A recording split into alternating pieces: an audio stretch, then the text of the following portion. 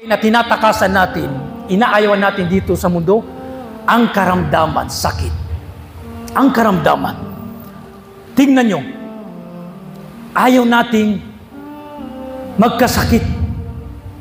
Pero kung talagang nakatakda sa iyo, na ikaw ay dadapuan ng sakit, naway, nas'alullah al-afiyah, ipagkaloob sa akin ni Allah subhanahu wa ta'ala ang katiwasayan. Minsan kahit ayaw nating magkasakit, pero subhanallah, dinadapuan tayo ng iba't ibang uri ng karamdaman. Tingnan nyo ngayon. 30 years old, meron ng maintenance. Nagme-maintenance na. Tingnan nyo sa panahon natin ngayon, mga kapatid. 25, 20 years old, o 30 years old, o 40 years old, meron ng maintenance. Natatakot magkasakit. Natatakot mamatay, makaramdam lamang ng bigat sa kanyang balikat, baka high blood na. Baka high blood na.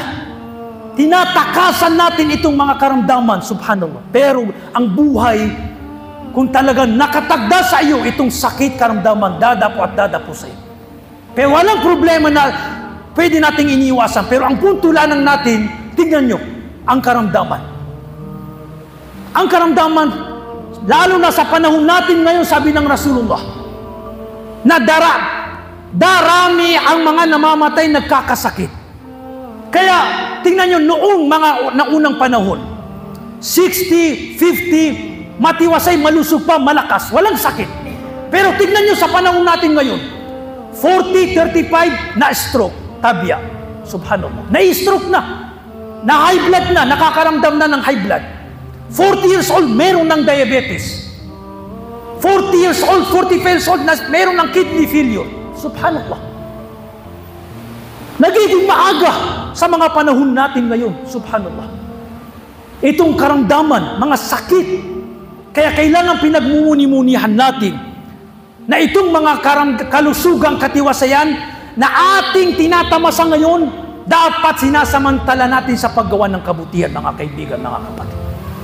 Dahil may oras na darating. May oras na darating sa iyo, dadapuan ka ng sakit, karamdaman, na hindi mo na magagawa yung mga bagay na pwede mong gawin nung ikaw ay malusog pa. Ngayon, sa ospital, subhanallah, bumisita ka sa ospital. Maraming nakahiga, naka-admit, umiiyak, nalulungkot, nalulumbay, nagmimithi, nanaway bumalik sa katiwasayan. Ang nakakaalam lamang ng halaga, importante, pagkakaimportante ng kalusugang katiwasan ay yung mga taong may sakit. Yung mga taong dinapuan ng mga pagsubok na karamdaman, sakit, sila ang higit nakakaalam dito. Pero tayong matiwasay, malusog, subhanallah, ito ang pinakamalaking pagsubok, suliranin sa panahon natin ngayon.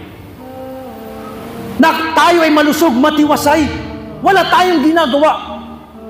Aantayin ba natin na datnan tayo ng karamdaman, sakit? Ito yung punto, subhanallah.